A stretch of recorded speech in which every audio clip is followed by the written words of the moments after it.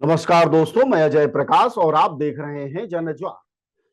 Double engine की सरकारों का भी हाल बहुत बुरा है। अपराधी कहीं और छुपे होते हैं और पुलिस कहीं और अपराधियों को ढूंढने में लग जाती है। जी, आप समझ रहे होंगे कि मैं नेहा सिंह राठौर वर्सेस मोनू मानेसर की बात कर रहा हूं कि आखिरकार डबल इंजन की सरकार, जिसमें हरियाणा भी है और मध्य प्रदेश भी, हरियाणा की पुलिस न मोनू मानेसर को ढूंढ पा रही है और न ही बाबा बागेश्वर धाम वाले धीरेन्द्र शास्त्री के भाई शालिग्राम गर्ग को ढूंढ पा रही है मध्य प्रदेश की पुलिस। दोनों ही सरकारों में अपराधी छुपे हुए हैं। आरोपियों को ढूंढा नहीं जा पा रहा है। आरोपियों के पक्ष में धरना प्रदर्शन हो रहे हैं।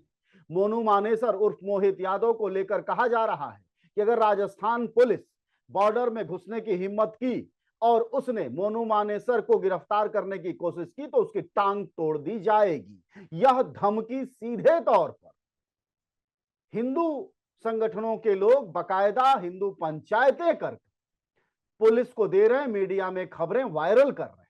दूसरी तरफ धीरेन्द्र शास्त्री का भाई, जो एससी एसटी एक्ट के तहत मुकदमे में दर्ज है, जिसने एक दलित के दरवाजे पर उसकी बेटी की शादी के दौरान न सिर्फ गालियां दी बल्कि कट्टा दिखाकर जान से मारने की धमकी देते हुए कहा गाना बंद करो। ये दोनों अपराधी छुट्टे सांड की तरह इस देश में घूम रहे हैं। उनको गिरफ्तार कोई नहीं कर रहा है, लेकिन यूपी में काबा गाने वाली नेहा सिंह राठौर के दरवाजे योगी आदित्यनाथ की पुलिस पहुंच जाती है। सवाल यह है कि जो अपराधी कानपुर दीक्षित परिवार की हत्या के दोषी हैं, आग लगाए जाने के मूक दर्शक हैं, उन पर कोई कार्रवाई भले सुसंगत न हो, भले उनका सिर्फ निलंबन करके काम चला लिया जाए, लेकिन नेहा सिंह राठौर, जिन्होंने गाने गाकर सवाल उठाया और प्रदेश और देश और दुनिया की जनता को जागरूक किया, उसके खिलाफ पुलिस बल जरूर पहुंच जाता है नेहा सिंह राठौर के दिल्ली स्थित आवास पर। इसी को कहते हैं अंधेरगर्दी और इसी को कहते हैं न्याय व्यवस्था को ठेंगे पर रखना।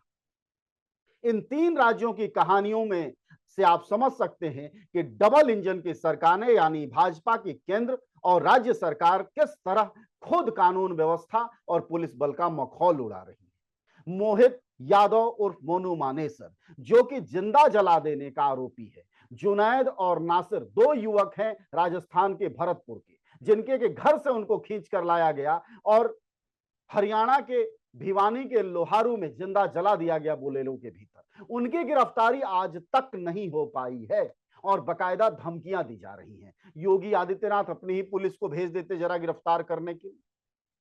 दूसरी तरफ डबल इंजन की दूसरी सरकार है शिवराज सिंह चौहान की मध्य प्रदेश में, जहां धीरेन्द्र शास्त्री का भाई अब तक गिरफ्तार नहीं है एससी एसटी एक्ट के बावजूद। फिर नेहा सिंह राठौर का क्या गुनाह है? सिर्फ यही कि योगी के द्वारा भेजी गई जाबी को अपने मुंह पर दूसरे गायकों की तरह लगाने को तैयार नहीं है। और अब रही भोजपुरी की गायकी की बात और उससे फैल रही नफरत की बात, तो जरा सुने योगी आदित्यनाथ। योगी जी, आपके सरकार में और आपके संसदीय क्षेत्रों से आने वाले दो आपके तीन गायक ऐसे हैं जिन्होंने जीवन में भोजपुरी में अश्लीलता बांटने के अलावा कुछ नहीं किया। आपकी समझदारी को बढ़ाने के लिए और आपकी चेतना को और जागृत करने के लिए ये लीजिए इनकी कुछ संस्कारी तस्वीरें और सनातन धर्म को आगे बढ़ाने वाली तस्वीरें। ये तीनों सज्जन आपकी पार्टी में सांसद हैं। क्या इससे कोई गंदगी नहीं फैल रही है? इनको कभी आपने नोटिस नहीं दिया? इनके साथ तो आप बैठकर गलबहियां करते हैं और नेहा सिंह राठौर जैसे जन गायिकाओं को और गायकों को आप जेल में डालने की तैयारी करते हैं। नेहा सिंह राठौर ने दीक्षित परिवार के पक्ष में जो गा दिया, कहा कि यूपी में काबा, आपकी कानून व्यवस्था पर सवाल उठाया, आपके उस डीएम पर सवाल उठाया जिस पर खुद आपने जांच बिठा रखी है, आपके उन अधिकारियों पर सवाल उठाया जिनकी निलंबन हुआ पड़ा है, तो इसमें गलती क्या है? क्या सवाल को ढंग से उठ जाना ही आपके लिए मुश्किल है?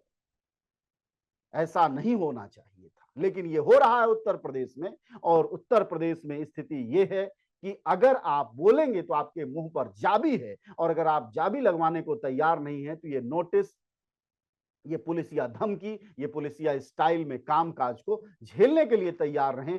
क्योंकि यहां मोहित यादव उर्फ मोनू मानेसर तो आजाद घूम सकता है। यहाँ धीरेन्द्र शास्त्री का भाई दलितों के दरवाजे पर गुंडागर्दी का आरोपी है, वह बेटी की शादी में खलल डालने वाला विलेन है, उसकी गिरफ्तारी नहीं हो सकती। लेकिन नेहा सिंह राठौर सरकार पर सवाल उठा रही हैं तो उनकी जरूर गिरफ्तारी हो सकती है, उनको जरूर नोटिस दी जा सकती है 168 के तहत। लेकिन इन लोगों पर कोई कार्रवाई अब तक नहीं हुई है। यही मोदी का राज है और यही योगी का स्वराज है।